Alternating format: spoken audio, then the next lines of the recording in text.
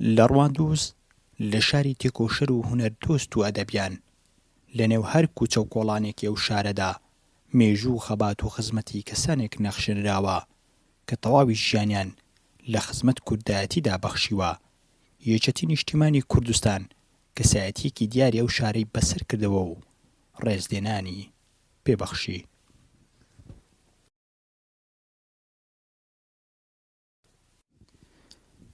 ئارام قادر خەبات ئەندامی ئەنجومەنی گشتی سەرکردایەتی بە نوێنەرایەتی یەکێتی نیشتیمانی کوردستان لەگەڵ ژمارەیەک لە هەواڵان و کادیرانی یەکێتی سەردانی ماڵی مامۆستا زرار کەسایەتی دیاری شاری ڕواندزیان کرد و ڕێزلێنان و هاوکاری هاوسەرۆکانی یەکێتی نیشتیمانی کوردستان و بەتایبەت لاهووری شێخ جەنگیان پێگەیاند.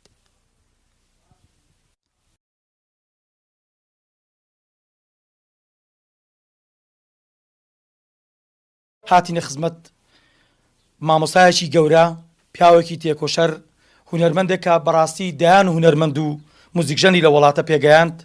هاتینە خزمەت مامۆستا زرار ڕواندزی کە یەکێکە لە پیاوە هەرە تێکۆشەرەکان، یەکێکە لە مامۆستا هەرە دڵسۆزەکان، دۆستی جەنابی مام جەلال و تێکۆشەرانی شۆڕشی نوێ و شۆڕشی ئەیلول، یەکێک لەو پیاوانەی کە لە ژیانی خۆیدا نەیزانی ماندووبوون چییە و ئێستاشی لەگەڵا بێ بە گوڕوتینی گەنجانە مامۆستا خزمەتی نیشتیمان و وڵاتەکەی و گەنجانی وڵاتەکەی و پێگەیاندنی و هاندانی خەڵک بۆ کوردایەتی و خزمەتی نیشتیمانەکەی دەکا.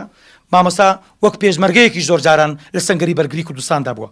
بۆیە ئەو ڕۆ زۆر شەرەفمەندم بە نوێنەرایەتی هاوسەرۆکان بەتایبەت کاک شێخ لاهوور، هەم دیاریەکی کاک شێخ لاهوورمان گەیاندە دەستی، هەم ڕێزلێنانێکمان گەیاندە دەستی و هەم ڕێزلێنانی یەکێتیشمان گەیاندە دەست جەنابیان و جگە لەوەش سڵاوی هاوسەرۆکان کاک لاهووری شێخ جەنگی و کاک پاڤڵ تەڵەبانی و سەرکردایەتی یەکێتیمان پێڕاگەیاند و پێمان گوت مامۆستایەکە کە لەو پیاوانە کە نەک تەنها بۆ یەکێتیەکان نەک تەنها بۆ سەرکردایەتی یەکێتی بەڵکو بۆ هەموو کوردستان جێی شانازیە. لە هەمبەر ئەو بەسەرکردنەوەیەدا مامۆستا زرار وێڕای خۆشحاڵی بوونی وتیشی بەسەرکردنەوەی کەسانی وەکو ئێمە و ئاوەڕدانەوەیان لیان وا دەکات بەو تەمەنەشەوە ئەوان بەردەوام بن لە خزمەتی کوردایەتیدا.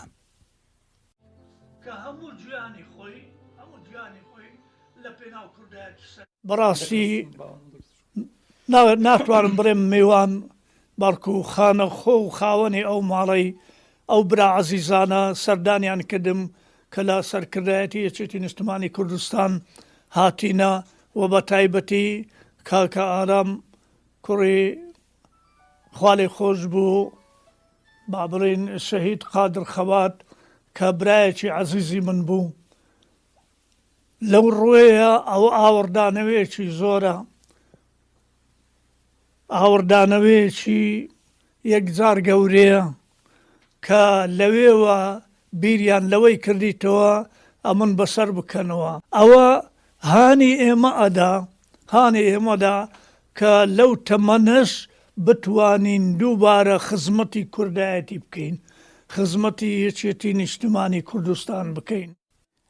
بەسەرکردنەوە و ڕێزلێنانی یەکێتی نیشتیمانی کوردستان لە مامۆستا زرار لە بەرامبەر ئەو زەحمەت و تێکۆشانەی کە وەک مامۆستایەکی هونەر ئەرکێکی گرانی خستۆتە ئەستۆی خۆی و کە تێیدا سەرکەوتوو بووە و پیاوێکی بەهەڵوێز بووە و خزمەتی زۆری هونەری کوردی کردووە و لەم نێوەندەشدا گەنجی زۆری پێگەیاندووە و جێدەستیان لە ئاستێکی بەرزدایە.